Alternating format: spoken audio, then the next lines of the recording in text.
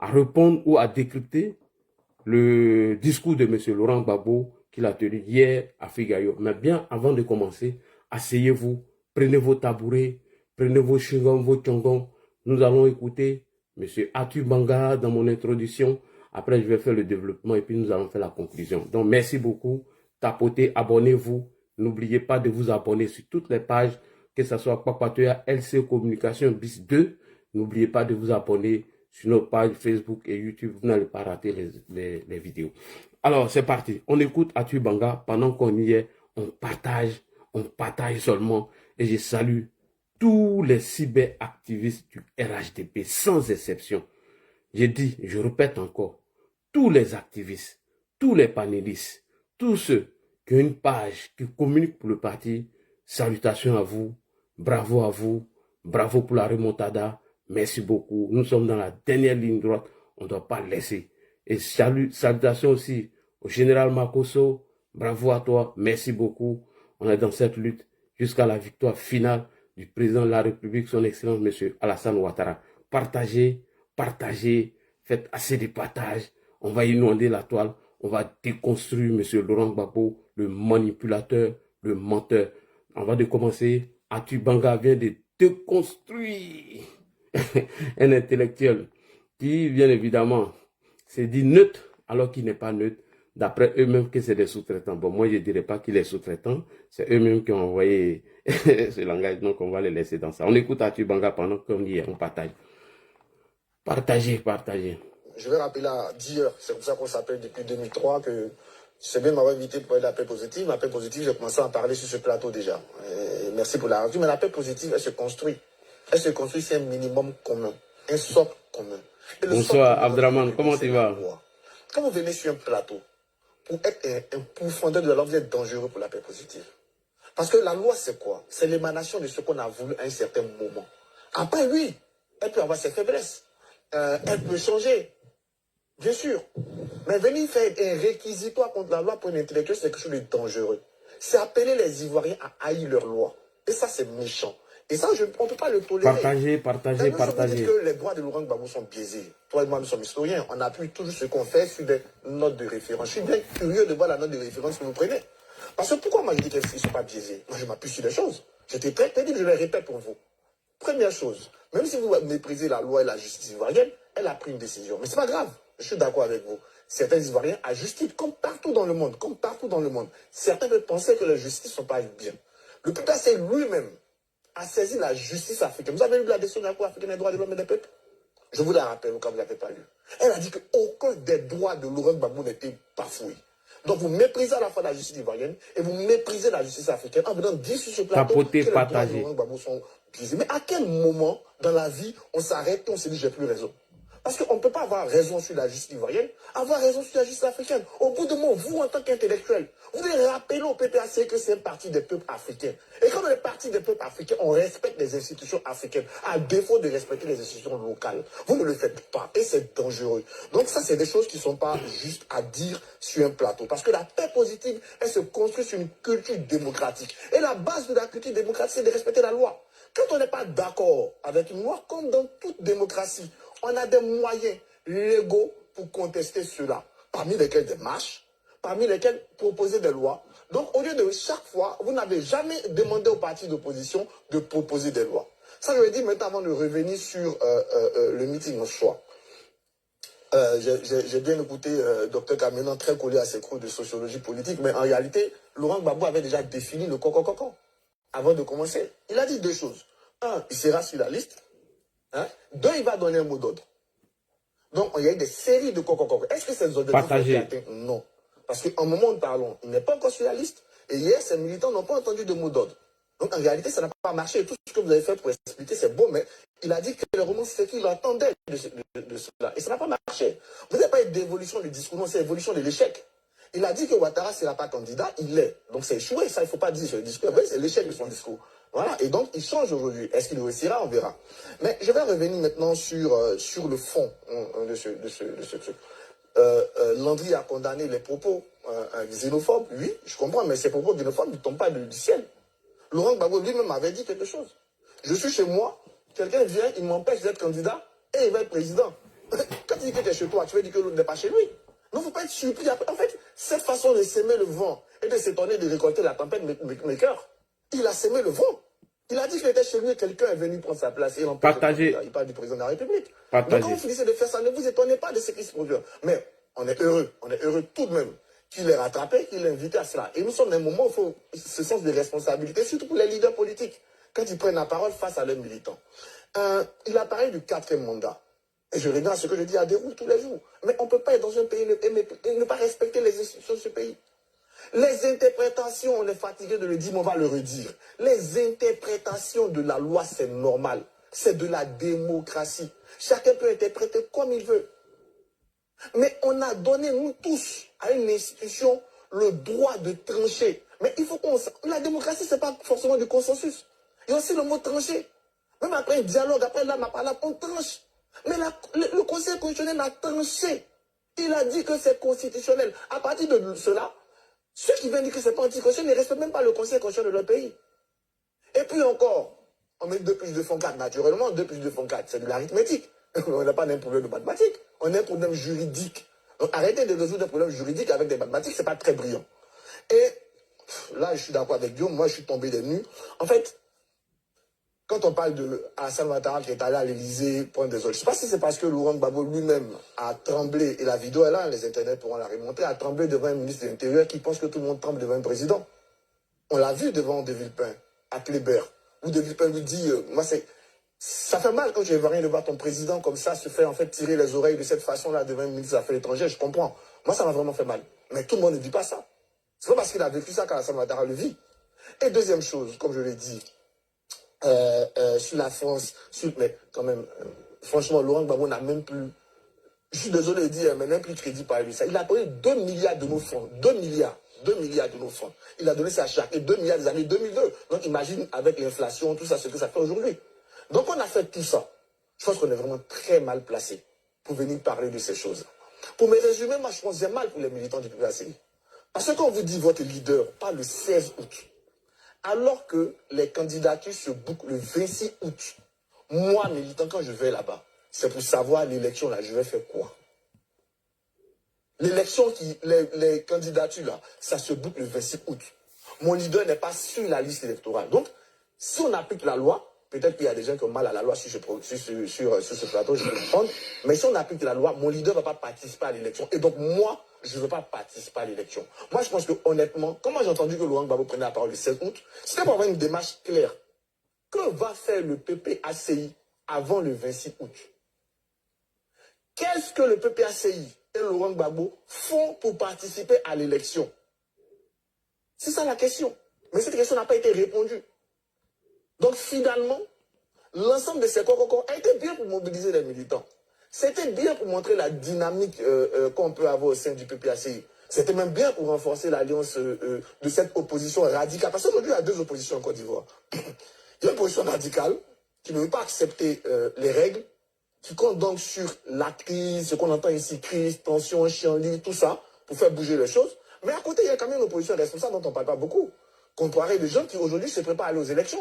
Je viens d'apprendre que Billon, par exemple, a terminé ses parrainages. J'ai parlé avec Assali la semaine passée qui m'a dit aussi qu'il a terminé. On voit Simone Gbagbo, on voit Don Melo, des gens qui veulent aller aux élections. Puis proposer aux Ivoiriens quelque chose d'autre. Parce que tous les Ivoiriens ne sont pas d'accord avec Alassane Ouattara. Il y en a d'autres qui veulent une alternative à Alassane Ouattara. Mais il ne faut pas le mettre en prison. Il faut leur donner cette alternative-là. Et malheureusement, le mieux placé ou les mieux placés pour donner cette alternative, ils sont radicalisés.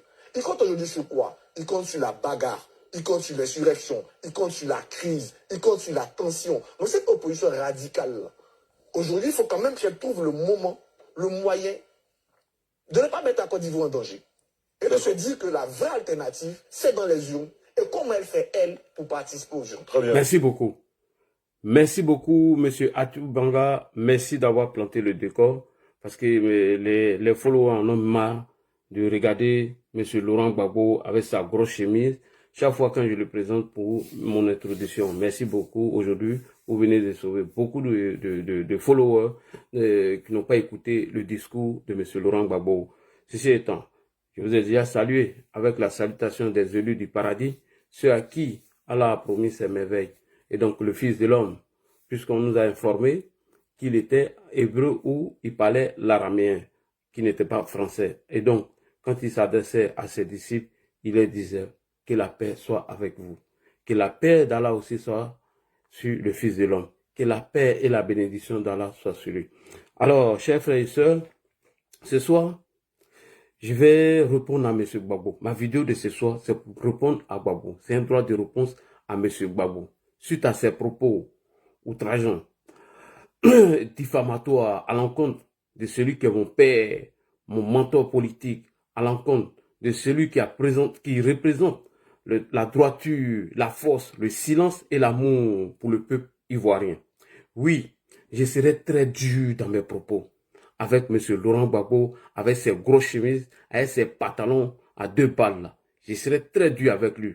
Je vais lui dire que M. Laurent Gbagbo, la Côte d'Ivoire ne vous appartient pas. Gbagbo Laurent, si vous m'écoutez, la Côte d'Ivoire ne vous appartient pas. Vos militants peuvent nous menacer, ils peuvent dire tout ce qu'ils veulent, on n'en a rien à cirer, on n'en a rien à cuire.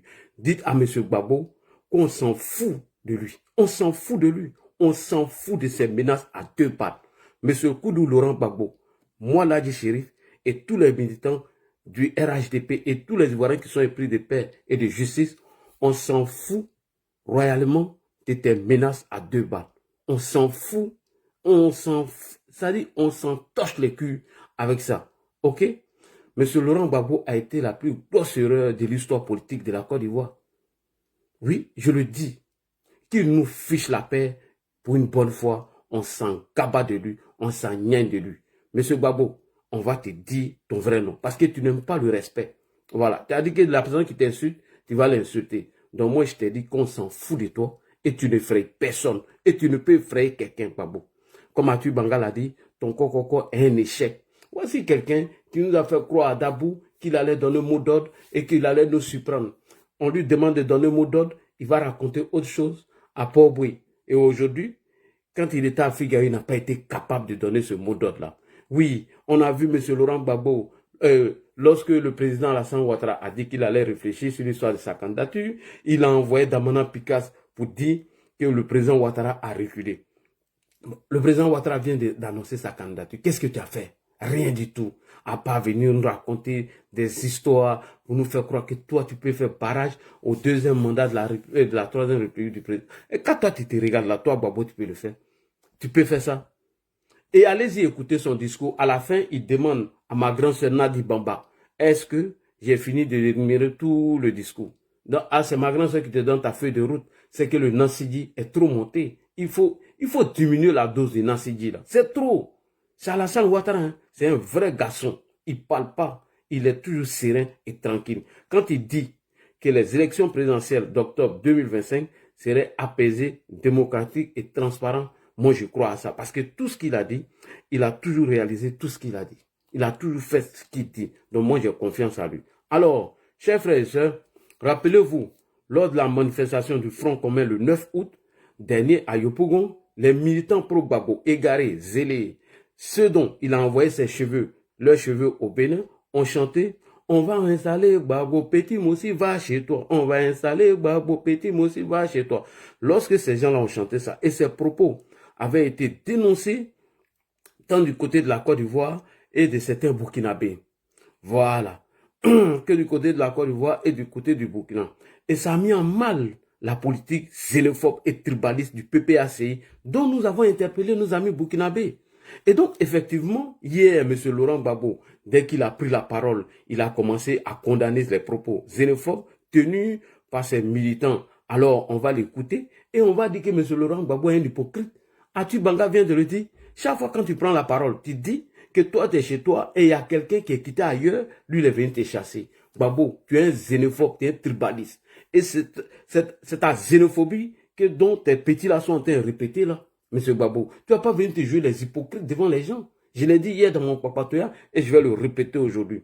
Quand vous arrivez dans un village et que vous voyez les enfants chanter une chanson, mais ce sont les grandes personnes qui ont commencé à chanter cette chanson depuis l'époque. Donc Ouattara est burkinabé et toi Gbagbo tu t'es allé avec lui. Tu ne savais pas qu'il était burkinabé en 1994? Non, Gbagbo tu es incohérent. Et on va te dire la vérité. Avec tes gros pantalons, tes chemises à 2 balles, tes robes que tu portes soi disant que chemise.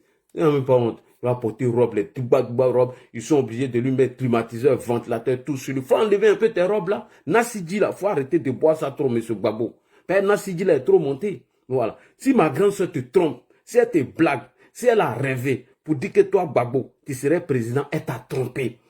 Grande soeur, c'est pas parce que on te donne Nassidji, c'est pas parce que tu donnes Nassidji à mort là et tu as le blague. Grande soeur, tu ne serais jamais une première dame. Ça, je te le dis. Les gars peuvent dire ce qu'ils veulent. Vous pouvez faire tous vos rouscascas, mais Gbagbo là, lui là, c'est fini. S'il a vu encore le fauteuil présidentiel, ça à la télé, Inch'Allah, par la grâce d'Allah, Gbagbo Laurent ne reviendra plus jamais au pouvoir. On vous le dit depuis 2020. On dirait que vous n'entendez pas. Hein? Quelqu'un qui avait l'armée, il avait les miliciens, il avait les JPP, il avait tout, tous les groupes d'autodéfense, il avait tout. Et Alassane Ouattara était dans 4 mètres carrés. On a réussi à le déloger, l'envoyer à la CP, d'abord à Korogo, et vous avez bombé vos muscles, tout. Vous avez fait les tabachis, on l'a pris de Korogo, l'a envoyé où? À La Haye. Et c'est ce Gbagbo fini là, qui va venir aujourd'hui en 2025, qui n'est même pas capable de se tenir debout et de faire un discours de 10 minutes. C'est ce Gbagbo là, fini là, qui va venir nous effrayer. Mais vous mettez le doigt dans l'œil, vous pouvez raconter vos sonnettes sur les panels TikTok. Moi, je vous ai dit ici que les soroïstes vont toujours vous induire en erreur. Il n'y a pas plus gros plaisantin qu'un soroïste. Il n'y a pas plus gros plaisantin que Guillaume Kibafori Soro. Guillaume Soro est un mythomane. C'est un plaisantin aujourd'hui, c'est un plaisantin demain. Si c'est lui qui vous blague et puis vous êtes en train d'aligner les panels, vous allez tirer dans l'eau, vous allez taper poteau. Bref, revenons sur son discours. Gbagbo Laurent qui dit qu'il condamne les propos de ses enfants et il demande aux enfants de ne plus dire au Burkinabé, petit Mossi va chez toi, on va installer Gbagbo. Ça là, ils sont en train de vous tromper. Ils ne peuvent pas changer et ils ne changeront jamais. Mais je vous ai présenté une vidéo ici d'un cadre du PPACI, en l'occurrence, Monsieur Hervé Djedje, qui est nommé par Laurent Gbagbo. J'ai dit bien Hervé Djedje, nommé par Gbagbo. Mais il a dit ici, devant vous ici, vous les Burkinabés, vous allez prendre là. On a vu des militaires ici prendre des armes, tuer des innocents en disant que c'est des Burkinabés, c'est des assaillants. Lorsque cette crise a éclaté, on a vu les cas qui rentraient au Burkina.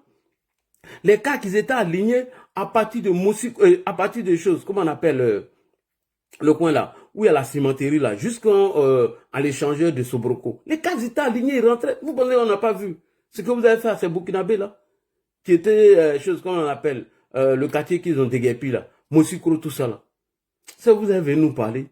On écoute son discours. On a vu ici Ablaye Wade quand il a dit qu'un Burkinabé est plus en sécurité à Paris qu'à Abidjan. Mais vous allez aller pourchasser les Sénégalais. On se rappelle. Vous êtes parti à la rue 12. Les Sénégalais étaient obligés de fermer leur commerce puisque M. Ablaye Wade a dit qu'un Burkinabé était plus en sécurité à Paris qu'en Côte d'Ivoire, sous le régime de Laurent Gbagbo. Des gens qui ont déjà des journalistes ici. Et ceux qui l'ont fait étaient appelés des héros. On a vu le journal national ici, de M. Tapé Koulou. Lorsque M. Tapé Koulou a décidé de demander pardon au président Alassane Ouattara, mais ils sont allés déjà à sa famille, à Yopougon Ouassakara, derrière l'hôtel Aké.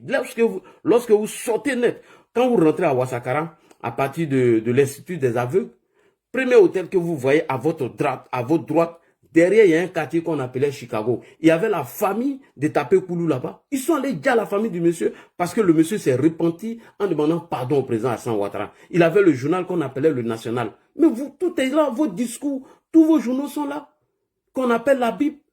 C'est toi, Gbagbo, comme un hypocrite, tu as venu tenir un discours, je ne veux plus entendre ça dans vos bouches. Arrêtez. Non, monsieur Gbagbo, j'ai dit que je serai très dur avec vous. Parce que vous méritez cela. Vous ne voulez pas changer et vous n'allez pas changer.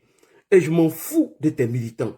Je m'en tape et je m'en fous royalement. Je serai très dur dans mes propos. On écoute Gbagbo et puis on va aller en profondeur. Merci beaucoup les frères. Partagez, likez.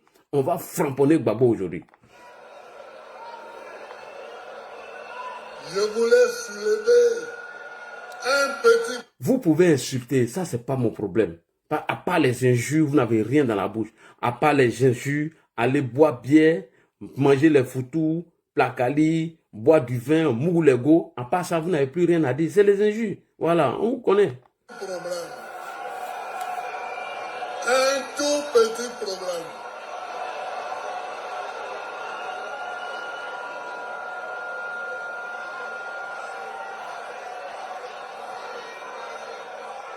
Je n'ai pas n'ai pas aimé quand vous avez chanté, quand vous avez dit que vous alliez installer Gbagbo au pouvoir et que le petit Moussi aille chez lui. Mais non,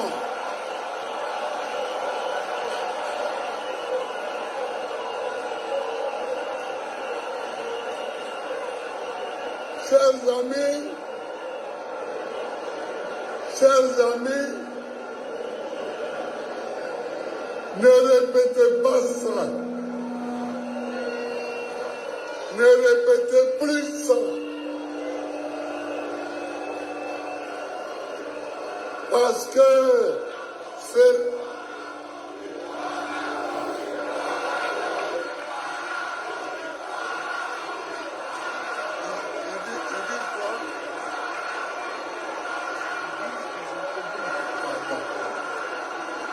Donc, si vous avez compris, c'est bon. Si vous avez compris, c'est bon. J'ai demandé à Abiba de rédiger un communiqué pour le lundi et ce sera clos. Prochainement, il faut répondre à ceux qui nous attaquent. Mais il faut leur répondre sans citer leur ethnie, sans citer leurs origines. Vous avez compris? Vous avez compris?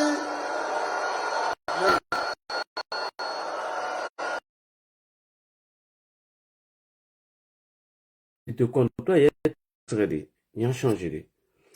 Putain, excusez-moi les gars, le téléphone ça déconne trop. Voilà, toi je vais te changer d'ici quelques jours. Alors, chers frères et sœurs, vous venez d'écouter Gbagbo, vous venez d'écouter, vous venez d'écouter M. Gbagbo. Alors, M. Gbagbo, ce que vous venez de faire, on appelle ça faire semblant. Et c'est de l'hypocrisie. Vous êtes un vieux hypocrite et un vieux malhonnête.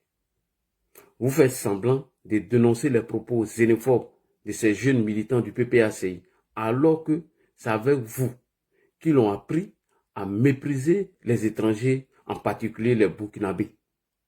C'est avec vous qu'ils ont appris ça, à mépriser les étrangers, surtout le peuple burkinabé. Comme aujourd'hui, vous faites allégeance à M. Ibrahim Traoré, il doit chanter vos louanges.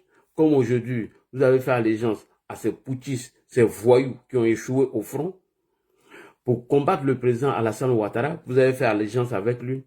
Et que les propos xénophobes que vos militants ont tenus à l'encontre du peuple burkinabé sont tombés dans les oreilles d'Ibrahim Traoré, vous venez faire semblant comme si vous condamnez ça, M. Gbagbo. Arrêtez de faire semblant.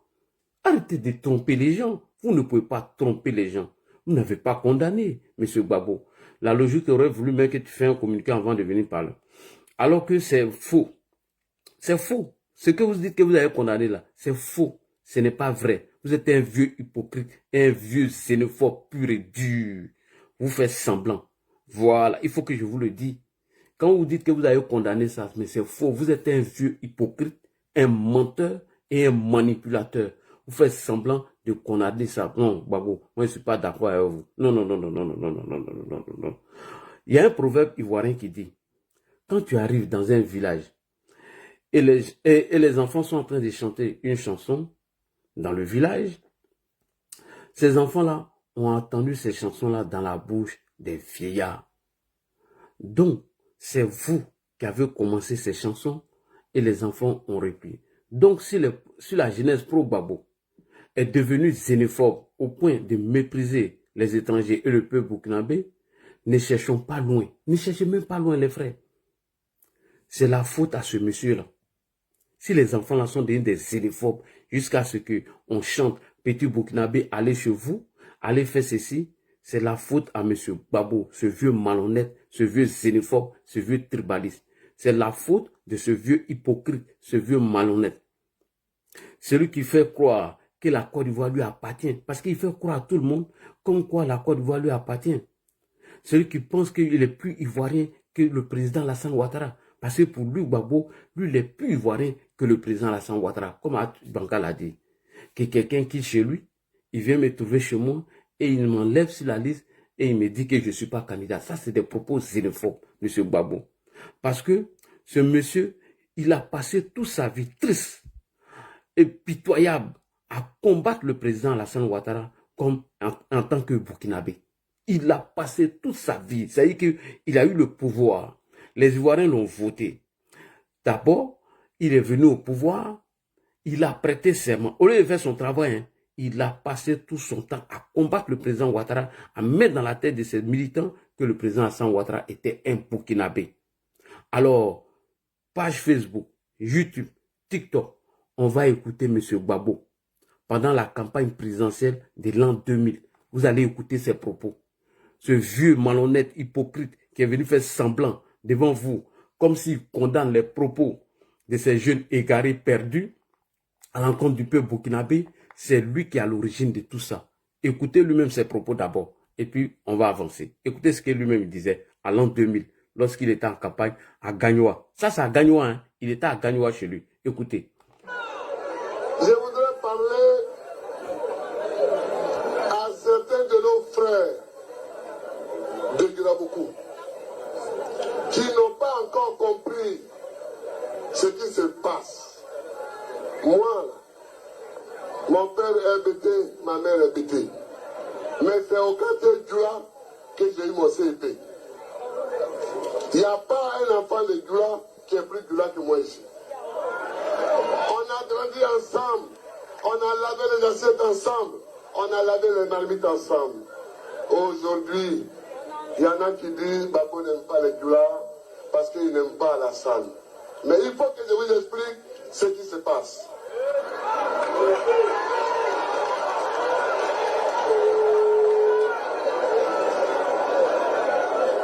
Nous avons eu ce que je vous dis là, je l'ai dit à Abidjan. Il a dit à Abidjan. Je l'ai dit à Odjene. À Odjene. Je l'ai dit à Man. À Man. Je l'ai dit à Boaké. Je l'ai dit à San Pedro. Et je vous le redis. Alassane, je ne me suis pas dressé contre lui parce qu'il est Djoula. Je ne me suis pas dressé contre lui parce qu'il est musulman. Je me suis dressé contre lui pour les raisons que je vais vous énumérer. Premièrement, il a été élève et étudiant comme photaïque. Voilà. Deuxièmement, il s'est marié à Philadelphie comme photaïque. Troisièmement, il a passé son doctorat comme photaïque. Quatrièmement, il est rentré au FMI comme photaïque. Voilà. Cinquièmement, il est rentré à la BCAO comme conseiller spécial comme photaïque. Sixièmement, il a acheté 2 bâtiments à Abidjan comme photaïque. Septièmement, quand il est rentré à la BCAO, quand vous entrez à la BCAO comme fonctionnaire, vous pouvez le demander à Faïdi Gustave, vous pouvez le demander à Dakuri Henri. On a fait des prêts pour que chaque employé de la BCAO construise une maison chez lui pour sa retraite. Il a construit sa maison à Ouagadougou. Il a construit sa maison à Ouagadougou. Toi, Gbagbo, tu as vu cette maison là-bas? Si on lui pose la question, est-ce qu'il a vu une maison du président Alassane Ouattara? Est-ce qu'il est capable de le dire? Si le président Ouattara avait construit une maison à Ouaga, aujourd'hui même, on allait voir les traces de la maison. Avec eBay, il allait prendre photo de la maison ou les traces même de la maison. Le lot, tout ça là, ils allaient envoyer. Un vieux menteur comme ça.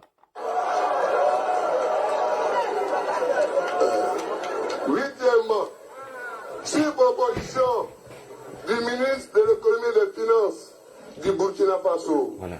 Il est devenu vice-gouverneur de la BCAO comme Burkinabé. Comme Burkinabé. Ondé, il était là-bas. Alors, hier, s'il faut la nommer gouverneur comme Ivoirien et Premier ministre comme Ivoirien, mais c'est le problème du fouet. Nous, en tout cas moi, je ne veux pas de quelqu'un qui est... Monsieur Babo, je te pose la question. Est-ce que toi, Babo, tu as vu la maison qu'Alassane Ouattara a payée au Burkina? Quand il dit que oui, quand on devait payer leur maison, et qu'Alassane Ouattara est allé payer une maison au Burkina Faso et qu'il est burkinabé, je pose la question à monsieur Babo. Tu as déjà vu cette maison-là? Toi, tu as vu une maison d'Alassane Ouattara au Burkina Faso? Ibrahim Traoré est là. Si Alassane Ouattara avait acheté une maison, mais Ibrahim va faire sortir le lot de la maison. Parce que les papiers de la maison, il aura des archives. On peut sortir. Ibrahim Traoré ne s'attend pas avec Alassane Ouattara. Aujourd'hui, là, tu lui demandes de faire sortir les archives, là, il peut faire sortir. Toi, tu as déjà vu un certificat de nationalité d'Alassane Ouattara? L'État a une continuité. Après Thomas Sankara, il y a eu Blaise. Après Blaise, il y a eu Ibé aujourd'hui, dont il ne s'entend pas. Ibrahim Traoré peut sortir un certificat de nationalité d'Alassane Ouattara. Parce qu'on détermine la nationalité d'un citoyen par sa carte d'identité ou par son certificat de nationalité. Et non un passeport. Un passeport, c'est un document de voyage. Toi, Babo, quand tu disais ça hier d'Alassane Ouattara, et tu es étonné aujourd'hui que des gens comme des petits voyous que tu as mis dans la rue viennent traiter Alassane Ouattara de Burkinabé. Mais Johnny l'a dit. Il dit c'est vous qui l'avez instruit. Bon, lui n'est pas un responsable. C'est un irresponsable parce qu'il ne s'assume pas. Johnny Pachoko l'a dit. Lui ne s'assume pas. Quand tu dis qu'Alassane Ouattara a acheté une maison au Burkina Faso, Babo, est-ce que tu as déjà vu cette maison-là? Toi, tu as vu maison-là. Tu as les documents de la maison, tu as les papiers de la maison. Et aujourd'hui, comme un hypocrite, comme un vieux malhonnête, tu viens t'asseoir devant ces enfants-là pour leur dire, n'attaquez pas quelqu'un sur son ethnie ou ses origines. Toi-même, si on te demande de dire qui est ton père, tu es capable de nous dire? Parce que devant Ahmed Bakayoko, on sait ce que tu as dit. Hein? Tu as dit que non, Koudou, là, ce n'est pas ton nom. Et que tous ceux qui te traitent de Koudou, c'est quand ils veulent te faire mal qu'ils te traitent de Koudou. À la haie, devant les procureurs, c'est ce qu'on t'a dit. On t'a demandé ton nom. Tu as dit que tu t'appelles Babo Laurent. Mais Koudou, c'est aussi mon nom, mais Koudou. Un vieux malhonnête comme ça, un vieux manipulateur et un vieux menteur. Que oui, il a acheté une maison au Burkina en tant que voltaïque. Toi, tu peux montrer la maison là, dans la Alassane Ouattara au Burkina Faso.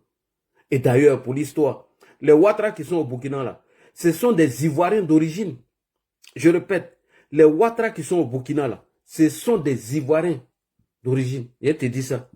Il n'y a pas de Burkinabé originaire Ouattara, il n'y a pas. Bon, comme on n'est pas dans l'histoire, on va sauter si ça, on va continuer. Quand il a acheté maison au Burkina.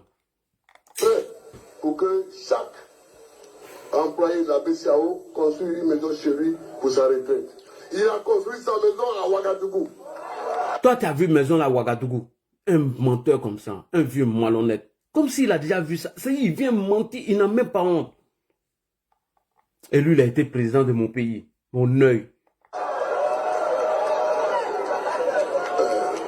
Huitièmement, sur proposition du ministre de l'économie et des finances du Burkina Faso, il est devenu vice-gouverneur de la BCAO comme Burkinabé. Toi, tu as vu ça où? Vieux menteur là. Alors, hier, s'il faut la nommer gouverneur comme Ivoirien et Premier ministre comme Ivoirien, mais c'est le problème du fouet. Nous, en tout cas moi, je ne veux pas de quelqu'un qui est du Burkina Faso pour être gouverneur d'une banque et qui après est Ivoirien pour devenir chef de l'État. On ne peut pas ça.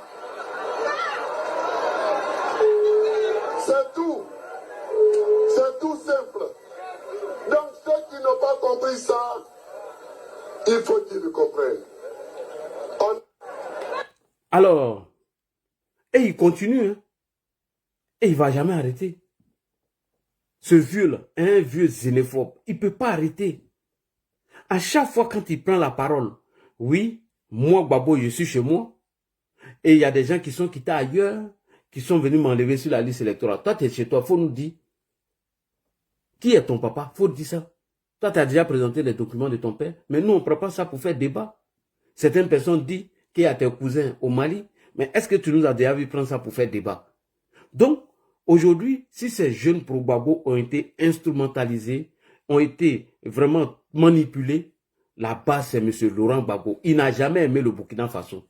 Et pourtant, M. Bernard Doza nous a dit ici que tu prenais 20 millions de francs CFA par mois avec Blaise Compaoré de 1988 jusqu'à l'an 2000. Non seulement tu n'as pas remboursé cet argent et tu as eu une haine viscérale contre les Burkinabés.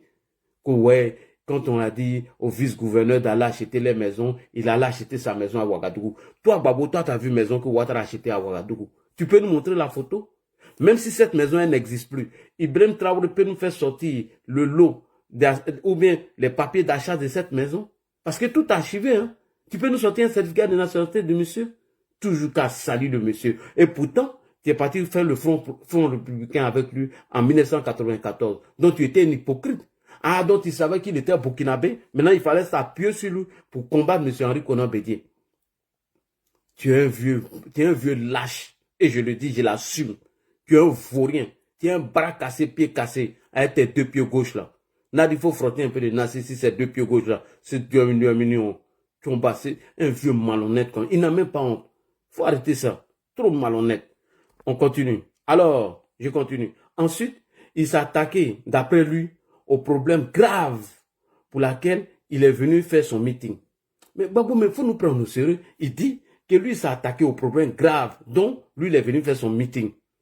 C'est-à-dire, lui, Gbagbo, il ne sait pas pour qui il se prend quoi. Il te prend pour qui même, Gbagbo?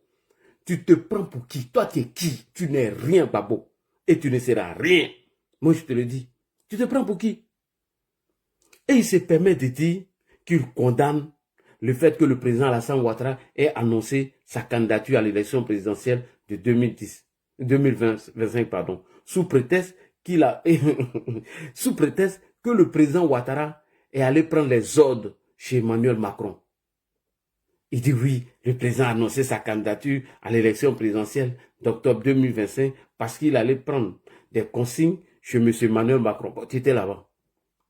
Gbagbo, est-ce que tu étais là-bas? Tu as vu le président Alassane Ouattara demander, bon, Macron, excuse-moi, hein, donne-moi l'autorisation, je vais être candidat. C'est qu'il n'était pas là-bas, mais il vient mentir aux gens. Tu ne sais même pas ce qu'ils se sont dit. Et tu viens mentir devant les Ivoiriens. Parce que lui, il s'est fait engueuler par le ministre des Affaires étrangères de l'époque, M. De Villepin. Comme toi, un ministre français te fait peur. Non, toi, pour toi, tout le monde a peur de la France.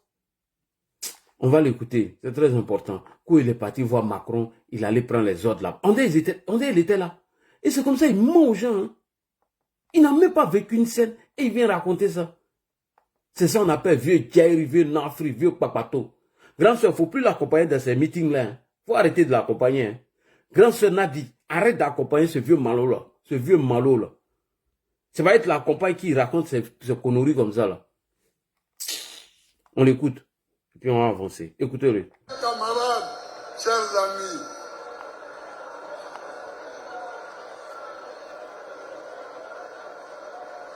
le sujet qui nous réunit aujourd'hui,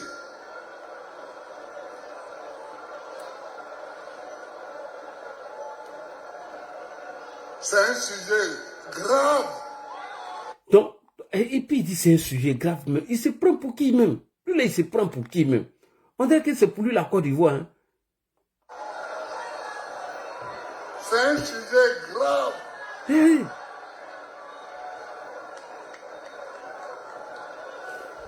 Le LHDP se réunit et demande au chef de l'État d'être son candidat. Ça, c'est un problème qu'on va attaquer tout à l'heure.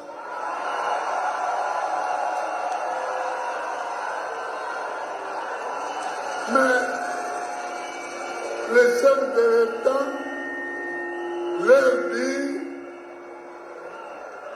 j'ai compris, je vais réfléchir. Et il prend l'avion, il s'en va en France.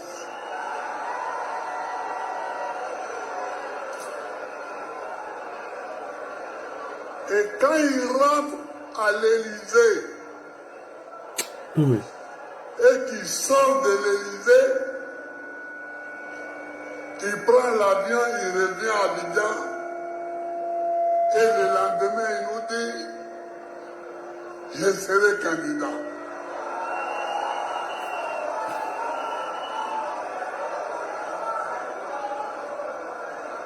Or donc, c'est à l'Élysée qui réfléchit. Point. Babo, attends. Quand tu dis que le président Ouattara a pris son avion, après le congrès, il est parti à l'Élysée et à son retour, il annonce sa candidature. Tu étais là-bas. Tu as assisté à cette réunion. Gbagbo Laurent, Bouaké là, Bouaké Setien. Tu étais là-bas. Toi, tu as assisté à la réunion. Est-ce que toi-même, tu as vu la rencontre entre les deux? C'est les discours de Sorbonne, les discours que ces égarés, ces perdus d'ici les panels. Gbagbo vient reprendre ces mêmes discours. Et on dit, lui, il a été président de la République.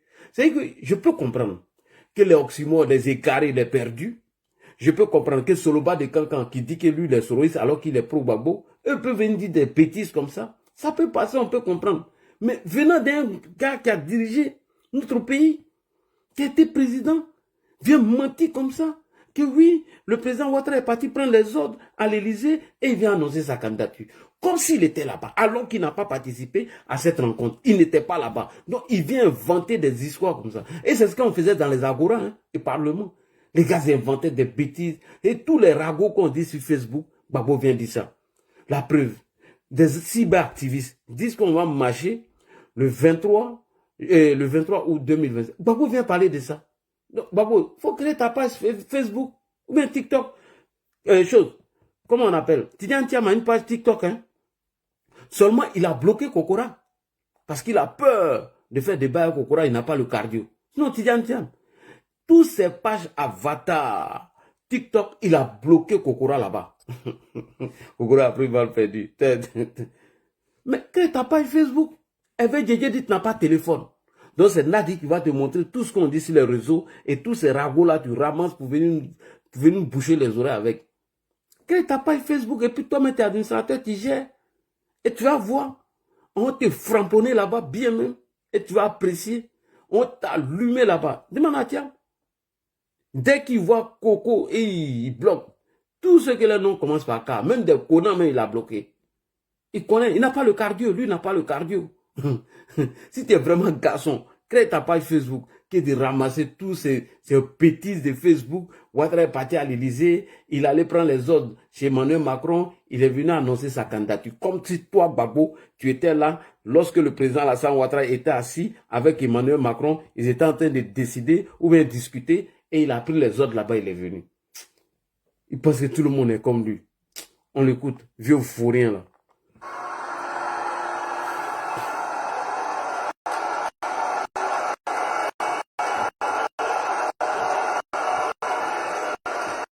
C'est à l'Élysée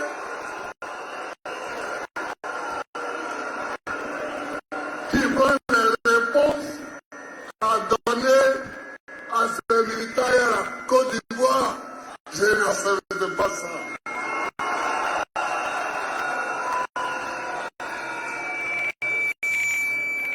On est indépendant ou on lutte pour l'indépendance, mais on n'est pas dépendant de l'Élysée.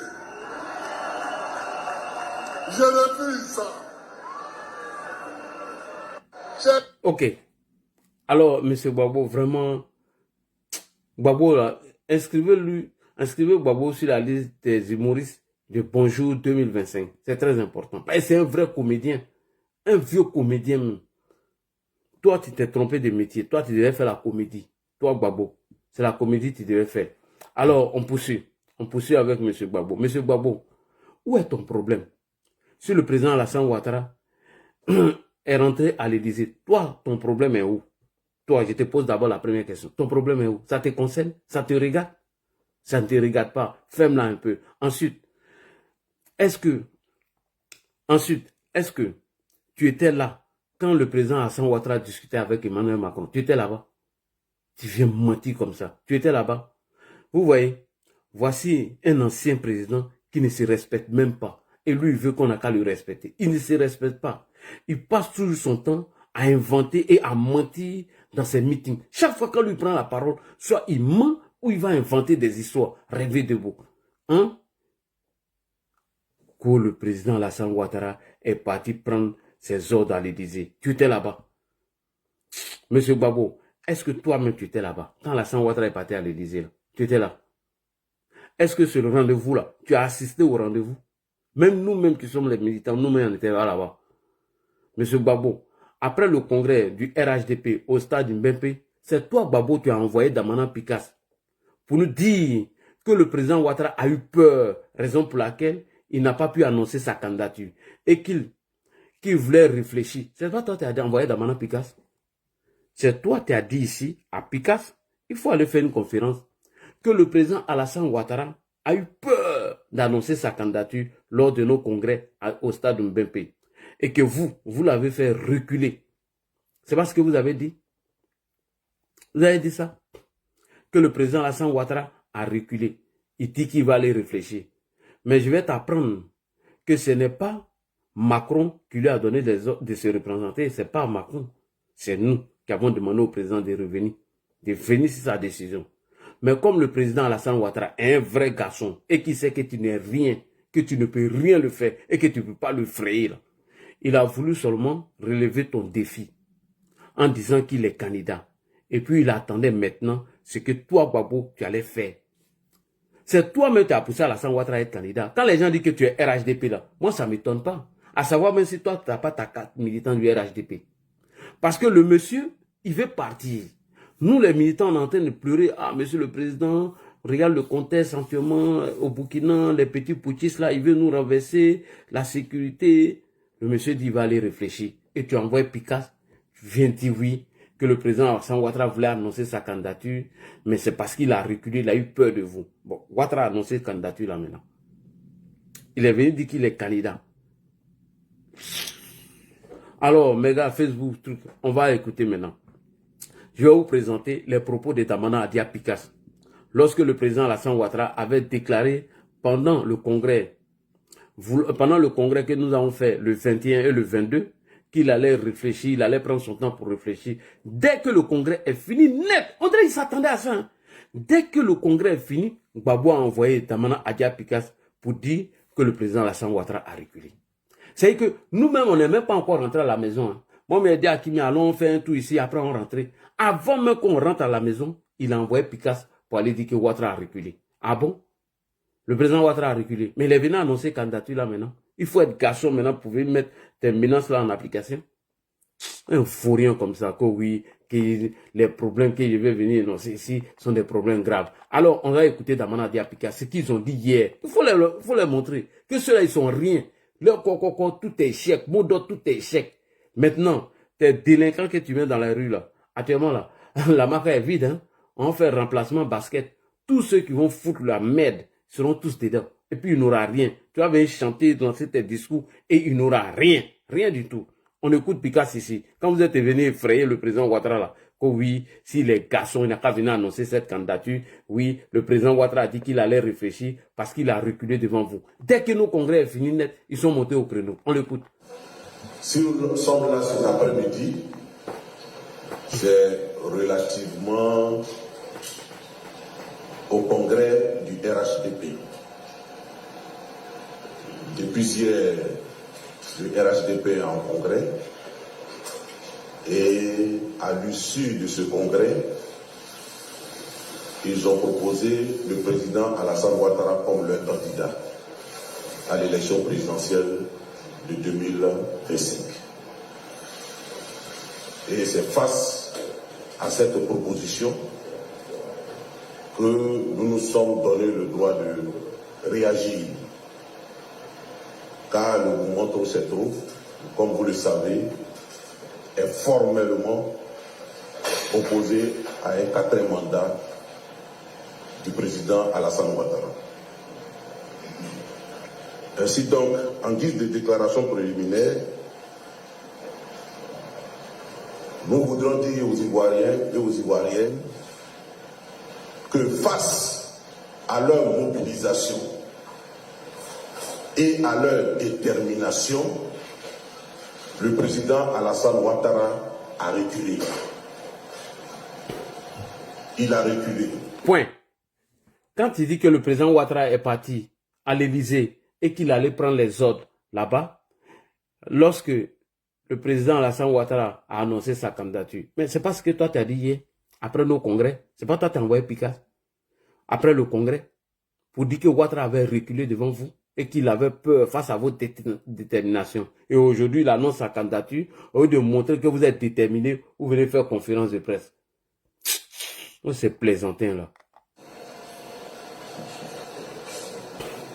Il n'a pas pu répondre promptement à la demande qui lui a été faite par son parti d'être candidat à l'élection présidentielle. Non seulement il n'a pas répondu promptement, mais il n'a pas répondu favorablement.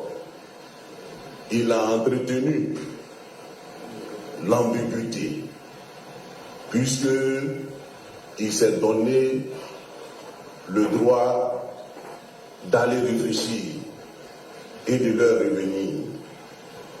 Et ce recul, pour nous, s'apparente comme une victoire. Une victoire, voilà.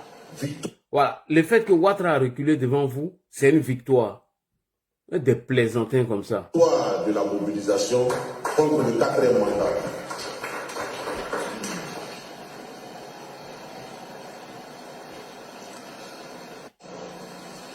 Si nous sommes là cet après-midi. Merci beaucoup.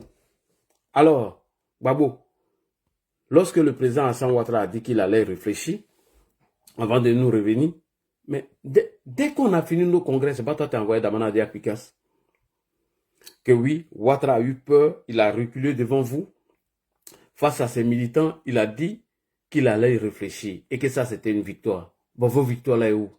Que Tabachi seulement.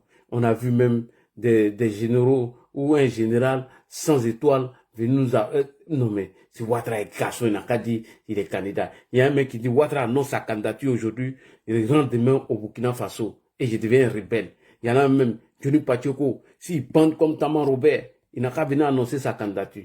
Pacheco a dit ça. Et aujourd'hui, le même Pacheco vous dit qu'en décembre, il va aller fêter le 31 décembre en Côte d'Ivoire. Bon, Johnny, on se lance ce défi. Par la grâce d'Allah, Inch'Allah, moi, il sera en décembre au pays. Et je t'attends. Je vais voir si tu es garçon, si tu pendes comme Taman Robert, il faut venir. Parce que vous avez préparé un coup d'état dans vos têtes. On continue. Monsieur Gbagbo, c'est à cause de toi et d'Amana Picasso que le président Ouattara a décidé d'être candidat. Comme vous avez dit qu'il avait reculé devant votre détermination et maintenant, il vous attend. Faites ce que vous voulez faire maintenant. Et on va voir. Si vous êtes garçon, faites ce que vous voulez faire. Et on va voir. Ouattara a annoncé sa candidature. Vous avez dit qu'il a reculé devant votre détermination, non? Vous étiez des woody, vous étiez des vrais garçons, des peureux comme ça. Des gens qui ont pris les pirogues et ils se sont déguisés en femmes. Ils sont allés au Ghana. C'est ces plaisantins-là qui vont venir nous effrayer. C'est eux-là qui vont venir nous menacer. Et puis, monsieur Gbagbo, comme aujourd'hui, tu fais comme si tu es contre la France. Tu nous dis, tu fais comme si tu es contre la France. Dis-nous, qui t'a aidé à venir au pouvoir, monsieur Laurent Gbagbo? Parce qu'il fait croire aux gens que lui, Gbagbo, il est contre la France. Qui t'a aidé à venir au pouvoir? Mais c'est bel et bien la France que tu dénigres aujourd'hui. C'est la France qui t'a aidé à venir au pouvoir. Qui t'a aidé à t'installer au pouvoir? À travers son ministre de la coopération, M. Charles Jocelyn. Mais c'est la France. Donc quand tu viens nous faire croire que la France là, tu l'aimes pas aujourd'hui, tu commences à les dénigrer, les détester, alors que la France là, tu l'as trop aimé. Alors, chers frères et sœurs, on va vous montrer ici une vidéo que le monsieur qui essaie de dénigrer la France aujourd'hui, faire croire qu'il n'aime pas la France, alors qu'il a été le chouchou de la France. Mais ce dernier-là, il a été toujours chouchouté par la France. Voilà, on écoute ici M. Charles Jocelyn, qui était avant le ministre de la Coopération la France. On Alors écoute. que les estimations semblaient favorables à l'opposition, des soldats prenaient position autour de la Commission nationale électorale. Et la junte au pouvoir depuis 10 mois annonçait la victoire du général Gay. Charles Jospin, bonsoir. La France n'acceptera pas le coup de force en Côte d'Ivoire. Ça veut dire quoi? Je veux dire l'immense déception qu'est la nôtre, à la mesure de l'espoir que la manière dont le scrutin s'était déroulé dimanche, calme, avec un taux de participation finalement honorable par rapport à d'autres scrutins africains, et là, la manière dont les choses se sont passées hier, avec déjà la suspension des travaux de la Commission nationale électorale, et puis surtout la décision d'aujourd'hui d'une autoproclamation d'une victoire, alors même que la Commission nationale électorale n'était qu'en cours de travaux, en quelque sorte. Et vous allez faire quoi, concrètement? Je veux d'abord dire aux Ivoiriens, ils le savent, que la France ne pourra pas maintenir une coopération avec les autorités ivoiriennes si le retour à la démocratie est ainsi manqué. Point. La France ici menace qui Guy Robert. Il dit quoi? Comme Guy s'est autoproclamé président, il dit, si Guy ne veut pas revenir à la démocratie, alors ils vont même pas coopérer à lui. Ça, c'est les premières menaces. Parce que Guy s'était autoproclamé président qu'il avait gagné les élections. Voilà comment la France commence déjà à prendre position pour toi, avant même que le Conseil constitutionnel vienne valider le scrutin. Viens dire que toi, Laurent Gbagbo, tu as gagné les élections. Avant que Tia Kone vienne annoncer ta victoire. Déjà, la France prend position pour toi et menace le général Robert Guèye en lui disant qu'ils vont couper toutes les coopérations avec le général Robert Guèye tant qu'il ne cède pas à la démocratie qui s'est exprimée dans les urnes. C'est cette France-là, toi, tu as venu dénigrer devant nous. Tu nous prends pour des idiots, quoi. Ou bien tu nous prends pour des gens qui n'ont pas de cerveau. On écoute encore le ministre de la coopération, M. Charles Jospin. Il dit, il a été précis, hein, et il menace. Si Guèye ne laisse pas l'ordre constitutionnel à sa place où la démocratie s'est exprimée, lui, Guèye, là, ils vont couper tout à lui. Tout. À cause de qui? À cause de toi, Gbagbo. Vieux malo, là. Déjà, on avait quasiment coupé les ponts avec le général Gay. Ça veut dire que là, on arrête toute coopération économique, commerciale. C'est la coopération militaire qui avait été interrompue et nous avions préservé la coopération civile, notamment celle qui profite aux populations. Mais il n'y a pas que la France. Il y a aussi l'Union européenne et il y a aussi le... Il y a encore l'Union européenne, c'est pas la France, mais tous les partenaires de la France. Ça, c'est une menace. Besoin pressant de la Côte d'Ivoire, de la solidarité internationale. Il est clair que la Banque mondiale, que le Fonds monétaire international, dont la Côte d'Ivoire a absolument besoin pour se sortir d'une situation très très difficile. Ils vont couper même à la Banque mondiale et tout dont la Côte d'Ivoire a besoin pour sortir d'une situation un peu difficile. Tant que Gbagbo ne revient pas. Voici ces amis français qui sont en train de prendre position et des positions radicaux pour soutenir qui? Gbagbo, pour que Guy Robert cède. Ah voilà, j'ai vu, le bâtard il est venu. Voilà, lui-même il est venu. Le maudit, voilà, il est venu se donner. C'est comme ça, il est bloqué sur ma page, là. Il est bloqué. Ne vont pas être au rendez-vous que les Ivoiriens leur donnent. Mais est-ce que vous irez jusqu'à envoyer des troupes? Les troupes sont déjà là-bas. Oui, mais elles sont là pour parce qu'elles sont soucieuses de la sécurité de nos ressortissants. Il y a 20 000 Français à peu près. Il y a 20 000 Français et nous avons en effet depuis en permanence des troupes qui sont là à la fois pour la sécurité de nos ressortissants, celle des autres pays s'ils étaient menacés. Mais aussi est-ce que concrètement la France compte envoyer rapidement d'autres militaires français sur place? Non, écoutez, aucune décision n'est prise dans ce sens. Pour l'instant, les moyens dont nous disposons suffisent pour mettre en sécurité nos ressortissants, j'y insiste, et nous n'entendons pas, en l'état actuel des choses, nous mêler de ce débat ivoirien. Nous disons simplement qu'il n'est pas possible que les responsables ivoiriens, quels qu'ils soient, et d'abord le général Gay, et là nous faisons appel aux valeurs dont il se réclame volontiers, y compris le patriotisme ivoirien, sa référence au gaullisme, enfin, il fait allusion si souvent. Ça c'est un coup de violon que vous lui donnez, en fait, il a fait un coup d'État, non? Il a fait ce soir un coup d'État, on peut dire que les moyens de retour à l'ordre constitutionnel ont été totalement bafoués. Point. Le ministre de la coopération française, M. Charles Jospin, dit Guy Robert vient de faire un deuxième coup d'État. Le fait de bloquer les moyens démocratiques parce qu'il était en face de Gbagbo, il s'est autoproclamé président. Gueye a dit qu'il était le président de la deuxième république de Côte d'Ivoire. Le gars dit, Gueye vient de commettre la plus grave erreur de sa vie. Un deuxième coup d'État. C'est-à-dire qu'il condamne même. Tellement il prend position pour toi, Gbagbo. À quel moment, toi, Gbagbo, tu as été contre la France? Tu as tellement aimé la France, quand tu as fait un enfant.